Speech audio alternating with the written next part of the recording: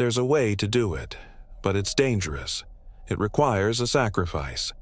The entity feeds off of the wearers of the coat, but the only way to sever the bond for good is to give it something more, something powerful enough to break the connection. I swallowed hard. What kind of sacrifice? Tom hesitated. I don't know, but we need to find out, and we need to do it before it's too late. If the entity gets too powerful, it could break free, and when that happens, there's no going back. I felt the weight of his words settle in my chest. This wasn't just about me anymore. This was about something far bigger than I could comprehend. And the clock was ticking. Over the next few days, Tom and I researched everything we could about the coat, the entity, and the curse. We searched through old texts, books, and anything that could give us insight into the dark power that had latched onto the coat. It was exhausting, and the more we learned, the more hopeless the situation seemed. The entity was older than anything we could fathom. It wasn't just a demon, a god, or an ancient spirit. It was something beyond human understanding, a force that thrived on fear, on power, and on the souls it could collect. I started to notice changes in myself. The coat had started to haunt my dreams again, appearing in dark corners, beckoning me with its promise of power. Every time I closed my eyes, I could feel the entity's presence, its cold fingers brushing against my mind, trying to pull me back into its grip. The whispers were no longer just in my head. They were in the world around me, too. I could hear them in the wind, in the rustling of the trees, in the shadows that lingered at the edges of my vision. It was like the entity was always watching, waiting for me to slip, waiting for me to give in. One night, as I sat at my desk, staring at the pile of notes and books in front of me, the phone rang again. This time, it wasn't Tom. It was someone else. The voice on the other end was familiar, but it didn't belong to anyone I knew. "You can't escape," the voice said, low and guttural. "You made the deal, and now you will pay the price." I froze. The voice was coming from inside my own mind. I could feel the cold, malevolent presence seeping into my thoughts, growing stronger with each passing second. The entity was here. It was in me, and it wasn't going to let go. I couldn't breathe. The voice was deep, familiar, and yet alien in a way that shook me to my core.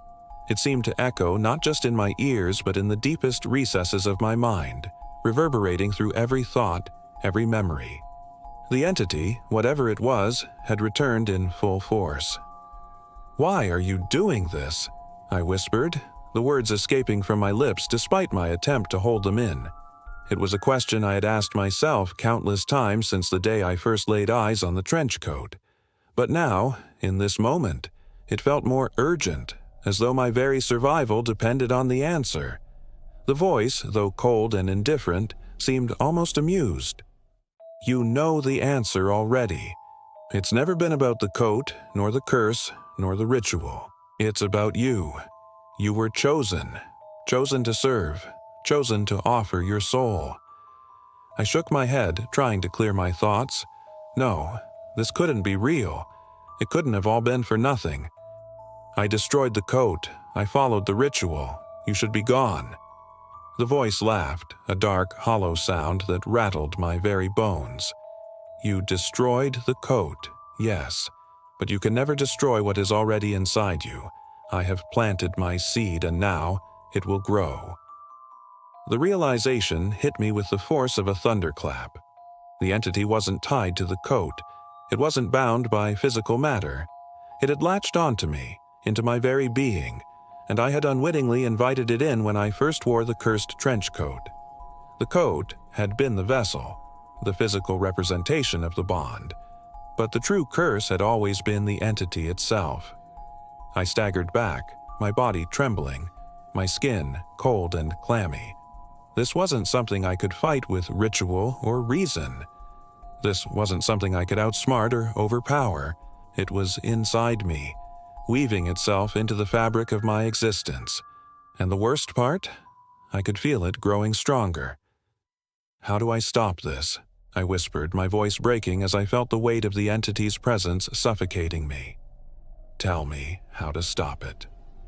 The voice was patient, almost soothing. "You cannot stop it. You can only delay it. You will feel my power grow, and in time, you will serve me willingly. There is no escaping this fate." I slammed the phone down, my heart racing. I wanted to scream, to tear the walls apart, to do anything to rid myself of this feeling of suffocation, but there was nothing I could do. The entity was inside me, and it had its claws buried deep. The next few days were a blur. I barely slept, my mind constantly assaulted by the voice of the entity.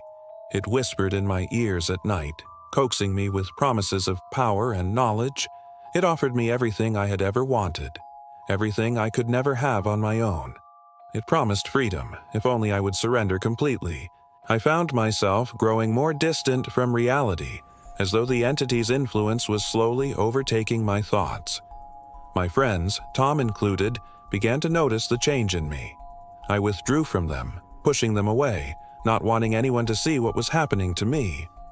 It was on one of these nights, when I felt the pull of the entity stronger than ever, that I decided to visit the clearing again. I had to know what this all meant. I had to understand the true nature of the curse. I had to know what I was dealing with. The forest was as quiet as ever, the trees standing like silent sentinels. But as I stepped into the clearing, I felt something different. The air was heavy, thick with a presence I couldn't quite place. I looked down at the ground, and there, partially buried in the soil, was something that made my heart stop. It was the trench coat. I had destroyed it, I had burned it, torn it apart, but there it was, whole once again, as though it had never been touched. I knelt down to examine it, my hands trembling. This wasn't possible. But the coat, in all its ominous blackness, was undeniable. As I reached out to touch it, the whispers in my mind grew louder, more insistent. It was the entity. The coat was just the vessel, and now the true power was here, standing before me. The moment my fingers brushed against the fabric, a surge of cold ran through me. My vision blurred, and the world around me seemed to distort, bending and twisting in ways that didn't make sense. The coat had drawn me in, pulled me closer, and as I stood there, I realized something terrifying. The entity wasn't just inside me, it was everywhere. It had never left. It was in the earth, in the trees, in the very air I breathed. I had been part of it from the moment I put on that cursed trench coat. I had been its vessel all along. I staggered back, gasping for breath. The clearing seemed to close in on me, the shadows stretching and twisting as if the forest itself was alive, watching, waiting. The whispers were louder now, deafening, drowning out everything else. "You cannot escape," the voice said again, this time not just in my head but in the very air around me. "You were always meant to be mine." I backed away, my heart racing, my breath coming in ragged gasps. I had to get out of here. I had to escape before it was too late, but no matter how fast I ran, no matter how hard I tried to fight it, I could feel the pull of the coat, of the entity, drawing me in once again. And then everything went black.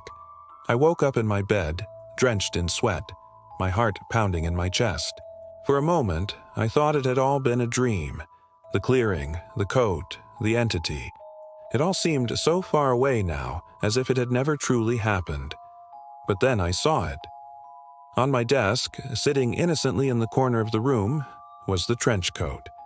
It was folded neatly, waiting for me. The whispers were back. I felt the entity's presence, its icy fingers brushing against my mind.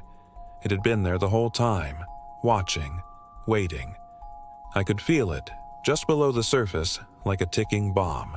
I knew that I had one choice left, one final chance to rid myself of this nightmare once and for all. I stood up, trembling, my mind racing. I couldn't destroy the coat again. It would just return.